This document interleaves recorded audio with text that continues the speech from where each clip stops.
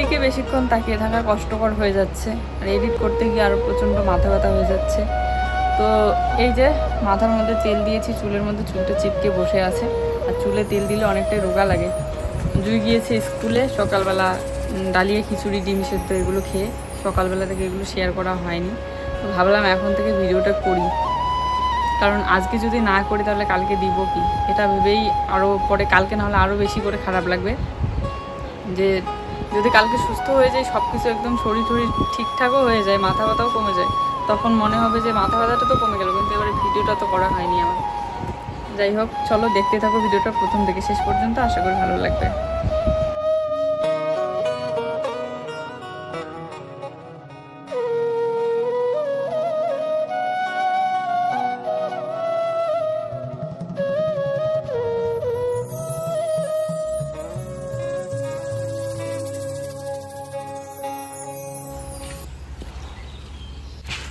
এটা মুখে কি আনছো? এটা আজকে তো গরম নাই, তবু আইসক্রিম নিয়ে আসছো।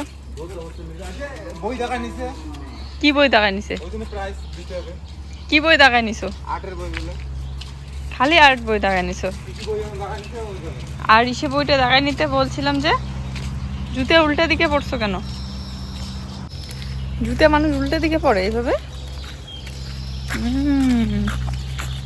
নাকের মধ্যে পড়ছে আইসক্রিম। টাই কেন দাওনি? টাই কোথায়? টাই কোথায়? হাসির কারণটা কি জানতে পারি? হাসির কারণ কিছুই না। তা হাসতেছো কেন? আমাকে দেখে কি হাসি পায়? তুমি চারিদিকে এদিকে কি দেখতেছো এইজন্য। এমনি দেখতেছি। ড্রেস চেঞ্জ করো।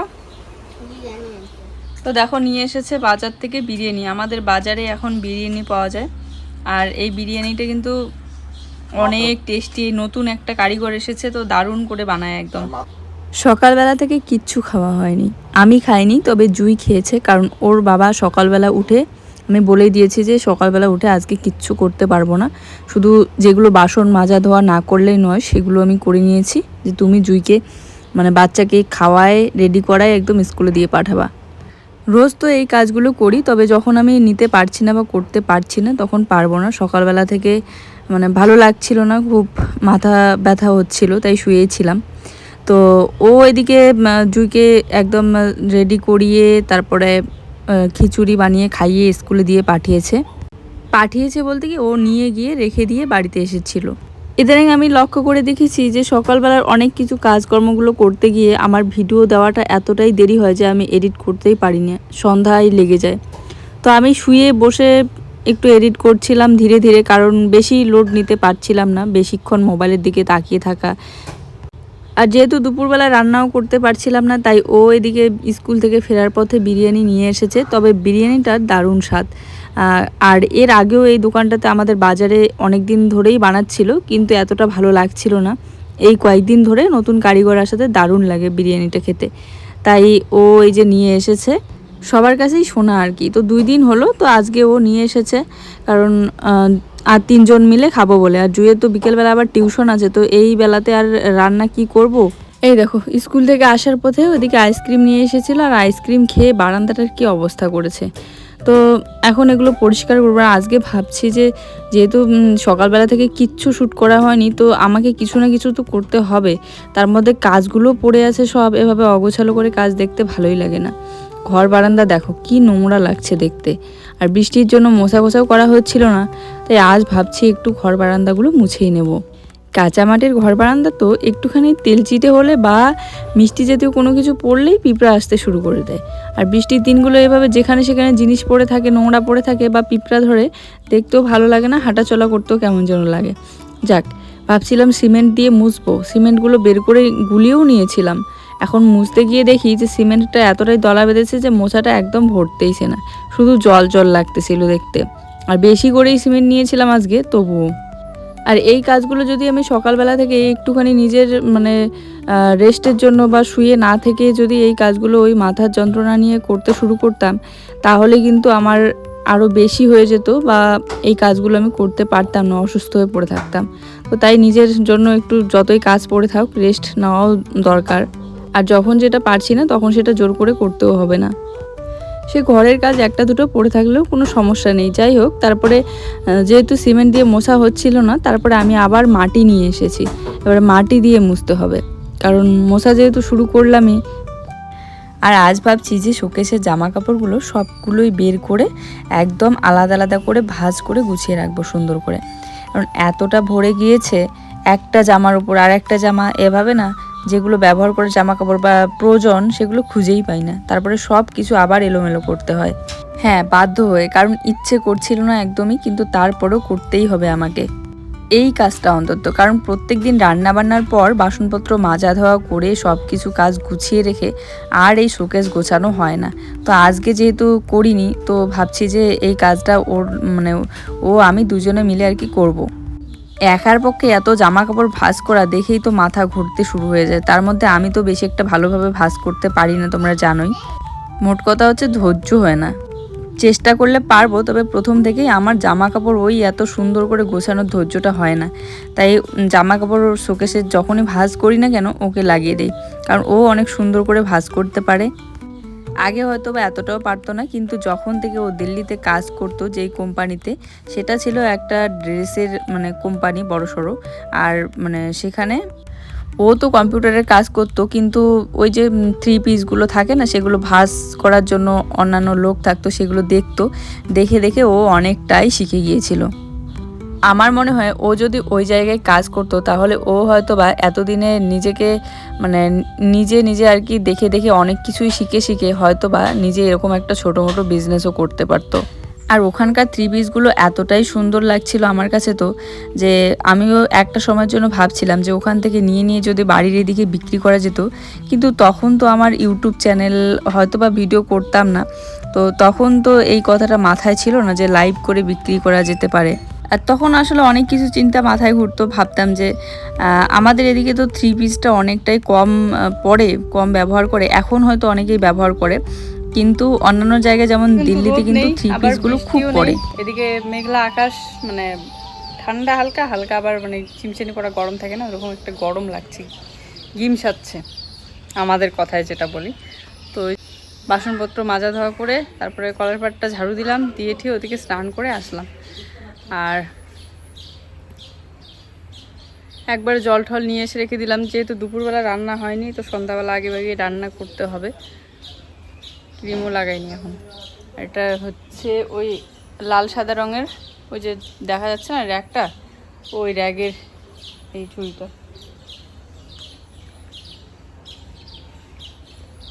চুড়িটা পাখি দেখলাম, এই যে এই গাছটা এখানে রাখার পর কিন্তু জায়গাটা দেখতে অনেকটাই ভালো লাগে। এই যে পাখি দুইটা পেয়ারা গাছের ডালে বসে আছে কি সুন্দর করে। মোট কথা হচ্ছে প্রথম যখন ওখানে কাজ শুরু করেছিল তখন থেকে এখনো পর্যন্ত যদি করতো তাহলে হয়তো বা ও পারতো এরকম করে একটা ছোট মোটো বিজনেস করতে।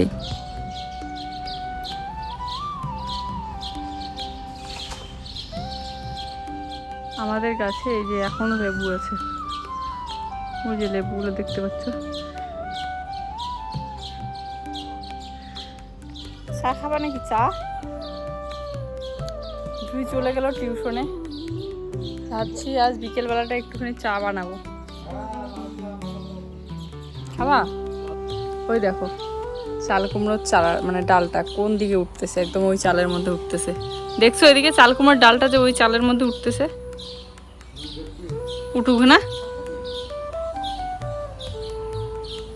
ওটা ভালো না, নামাই দেবো চাল কুমড়া হলে।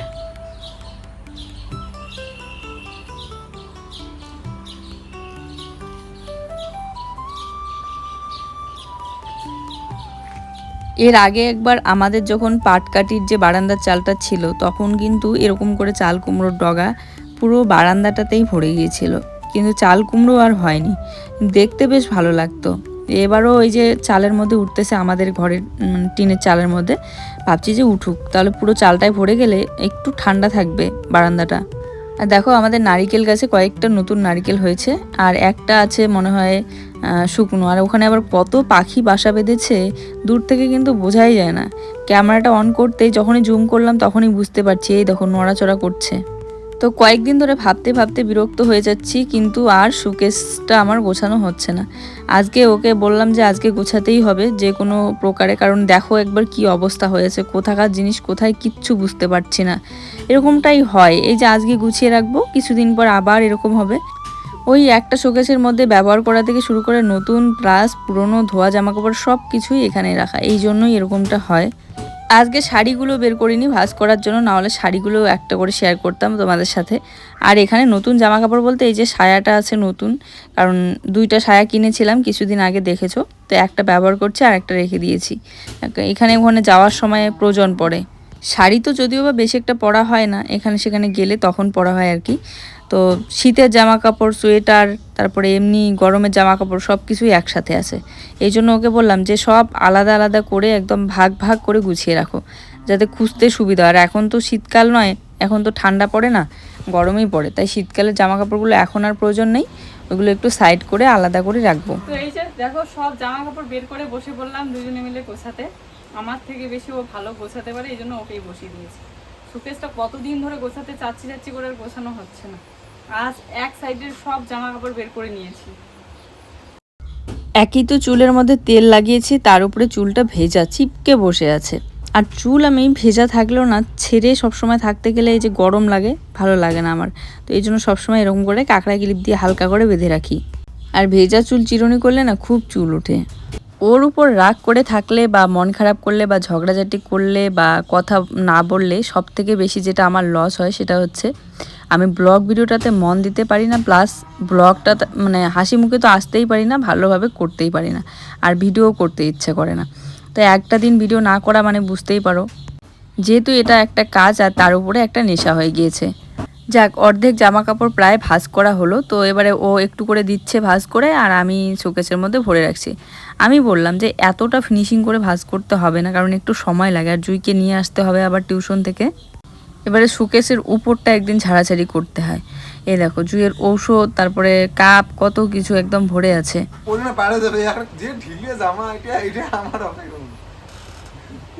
কত বড় ঢিলে দেখো, এত বড় শরীর আমার।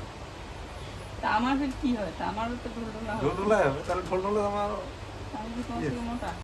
আর এই লাল রঙের টি শার্টটা আমার নতুন নতুন বলতে অনেক দিনে নিয়েছি, কিন্তু পরা হয়নি, এমনিতে বাড়িতে পরেছিলাম, পরে কোথাও যাওয়া হয়নি, ট্রাই করেছিলাম জাস্ট, একটু লুজ টাইপের থাকে না ওই টি শার্টগুলো। এই দেখো মাছ করছে, এগুলো দিয়ে দেবে এখানে। ঘরটা অন্ধকার অন্ধকার লাগছে কেন? হ্যাঁ, আজকে ওয়েদারটা খারাপ না।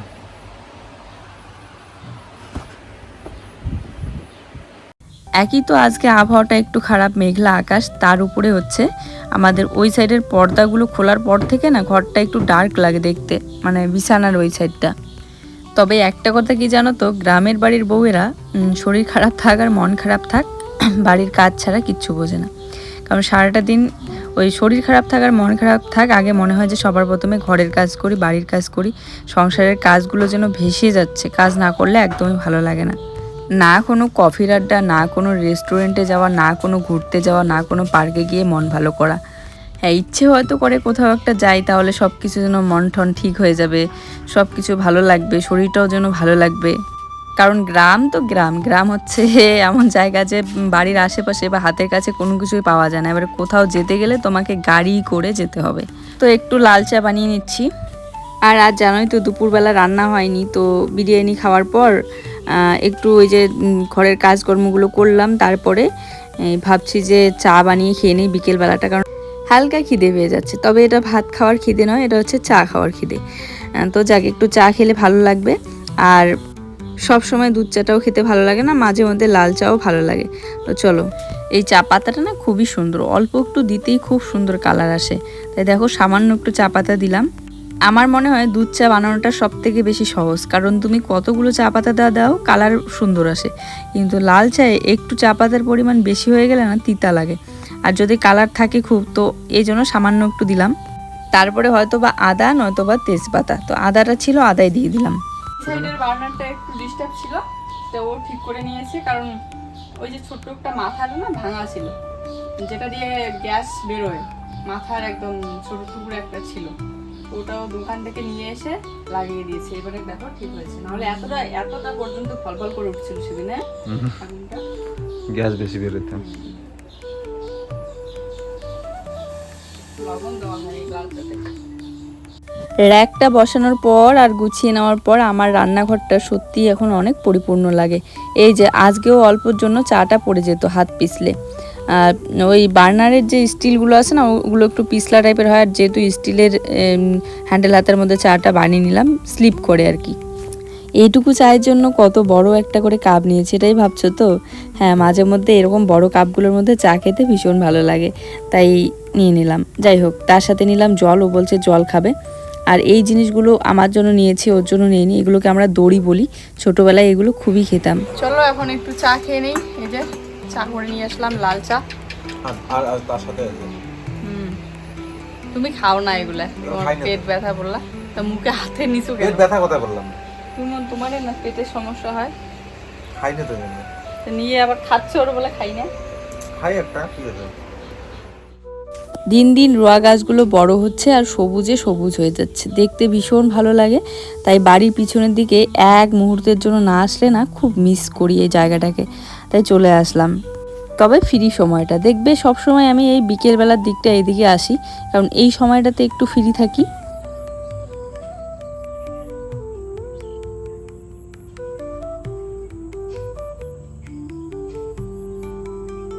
আকাশটা দেখো কালো মেঘ করেছে, আজ রাতে হয়তো বা বৃষ্টি হওয়ার সম্ভাবনা আছে। এই যে পাখির ঝাঁকগুলো দেখার জন্যই এই সময়টা আমি এদিকে আসলাম, কারণ এই সন্ধ্যাবেলাটা না পাখিগুলো বাসায় ফেরে, দেখতে বেশ ভালো লাগে আমার কাছে।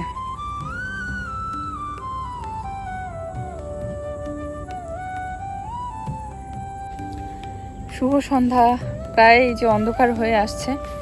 জুই চলে আসলো টিউশন থেকে, এদিকে আসলাম একটু পাখি দেখার জন্য। এই সন্ধ্যাবেলাটা পাখির ঝাঁকগুলো কি সুন্দর করে যায়, সবাই বাসায় ফিরে দেখতে বেশ ভালো লাগে। আর এখান থেকে গিয়ে হাত মুখ ধুয়ে তারপরে একটু ফ্রেশ হয়ে সন্ধ্যা দেব, সন্ধ্যা লেগেই গেল।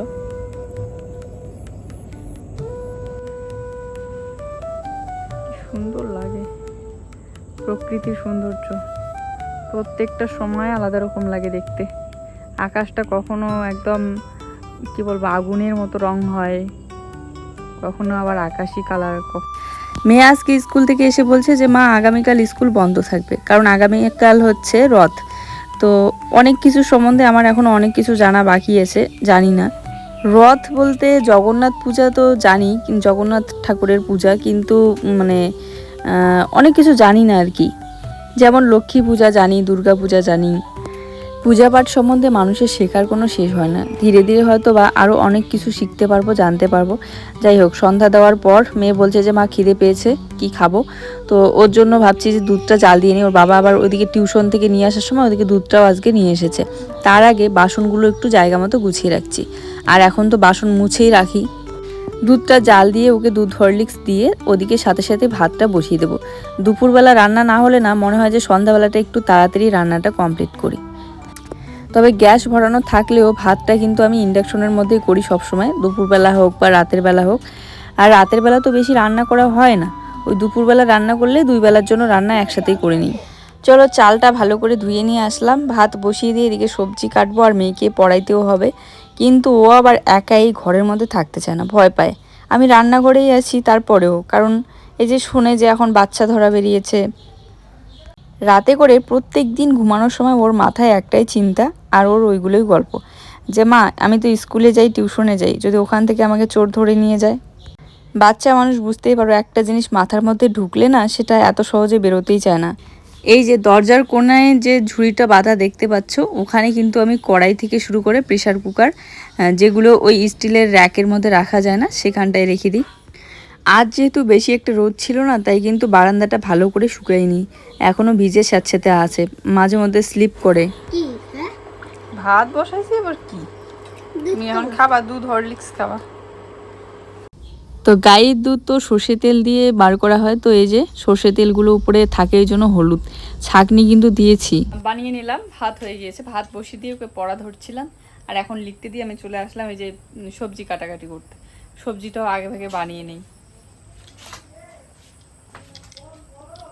যেই মানুষটা আমি কলমি শাক খেতে এতটা পছন্দ করি, আর বাজারে গেলেই ওকে সবসময় বলি ফোন করে যে কলমি শাক পেলে নিয়ে এসো তো, সেই মানুষটা কলমি শাক নিয়ে আসার আজকে 2 দিন হয়ে গেল, রান্নাও করা হয়নি আর খাওয়াও হয়নি।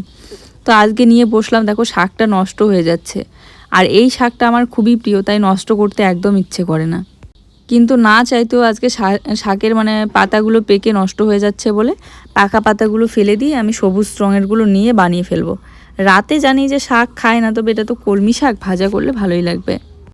আজ কিন্তু নিচে বসেই এখানে একটা বস্তা বিছিয়ে দিয়েছি। বস্তাটা হচ্ছে চালের বস্তা, কেটে নিয়েছি আমি, দিয়ে এই যে বোর্ডটার মধ্যে সবজিগুলো কেটে নিচ্ছি। একটা দুটো সবজি হলে আমি কিন্তু উপরেই প্লেন শিটের মধ্যে কেটে নেই, যেহেতু শাকের এতগুলো পাতা ছড়িয়ে ছিটিয়ে পড়বে আর রান্নাঘরটা অগোছালো নোংরা লাগবে দেখতে, তাই এভাবে বসেই কেটে নিচ্ছি। তাহলে সব নোংরা একসাথেই থাকবে, ফেলে দিয়ে আসবো। চলো, একদিকে চাল কুমড়ো কাটলাম আর একদিকে শাক কেটে নিলাম। তো দেখো আমি ওকে লিখতে দিয়ে রান্নাঘরে সবজি কাটছিলাম, এত ভয় পাচ্ছে, বলছে মা চোর এসে আমাকে ধরে নিয়ে যাবে। তাই আমি আবার এসে এখানে বসে আছি, এখন ও লিখবে। টেবিল দিয়েছি, বলছে টেবিলের মধ্যে পড়বে না, আজকে নিচেই পড়বে। তাই বালিশের উপরে খাতাটা রেখে লিখছে। বাবু হয়ে বসো, বসে লেখো।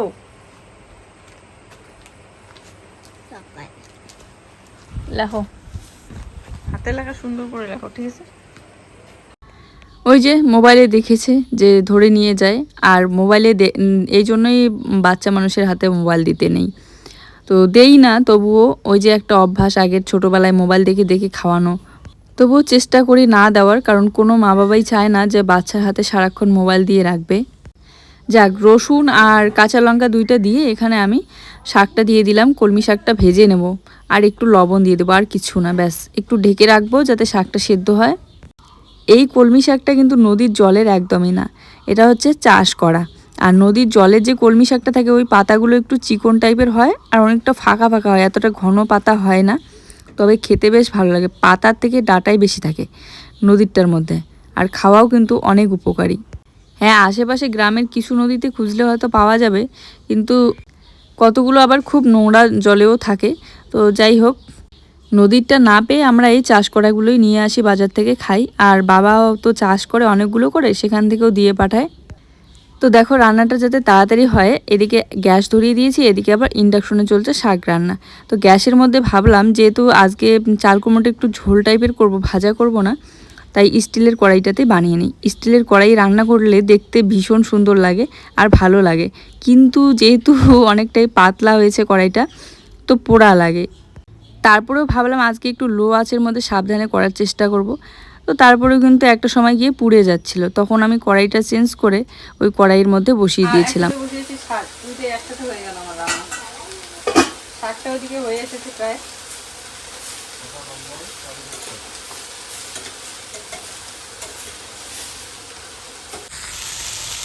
তো এই যে সবজিটা হচ্ছে আর শাকটা এখানে বানিয়ে নিলাম।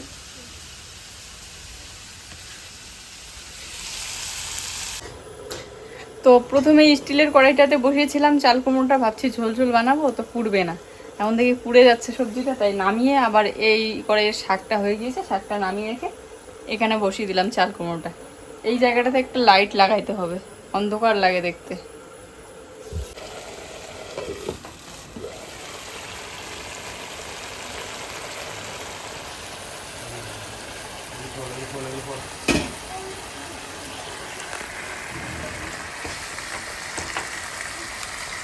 এক হাত দিয়ে না ধরলে আবার হয় না, খুব পিছলে যায়, স্লিপ করে। জানো তো ওই ছোটো বার্নারটা আজকেও একটু ডিস্টার্ব করছিল রাতের বেলা সবজি রান্না করতে গিয়ে, কারণ হয়তো বা লুজ হয়ে গিয়েছে, টাইট করে লাগানো হয়নি। যাই হোক, পরে এইদিকে চুলাটা আমার রান্না কিন্তু একদম কমপ্লিট। এখন গ্যাস ওভেনটা একটু মুছে রাখবো। তোমরা অনেকেই কমেন্ট করে বলেছো যে রাতের বেলা হোক বা দিনের বেলা রান্নার পর একটু কষ্ট করে হলেও মুছে রেখো, তাহলে অনেক দিন পর্যন্ত ভালো থাকবে। তো আমি কিন্তু সেই চেষ্টাই করছি প্রত্যেক দিন, যাতে ভালো থাকে জিনিসগুলো, তাড়াতাড়ি নষ্ট না হয়। তো আর কাচের চুলাটা তো অনেক দিন পর্যন্তই গেল, প্রায় 4 বছরের মতো হয়ে গেল, এখনও ভালোই ছিল, কাজটা কিন্তু নষ্ট হয়নি। শুধু পাইপগুলো একটু ফাটাই এসেছিল প্রথম থেকে, যেহেতু অনলাইনের অর্ডার করা, আর তার মধ্যে ভয়ও লাগে ওরকম ফাটা পাইপে। এরকম করেই এতদিন চালাইলাম, তার উপরে বার্নারগুলো একটু খারাপ হয়েছিল। তো তো যাক এখানে ভাত বেরিয়ে নিচ্ছি থালায় 3 জনের জন্যই। এখন বসে বসে একটু টিভি দেখতে দেখতে খাবো। আর জুয়ের পড়াশোনাও কমপ্লিট ওইদিকে। চলো আজকের ভিডিওটা এই পর্যন্তই। সবাই ভালো থেকো, টাটা, শুভরাত্রি।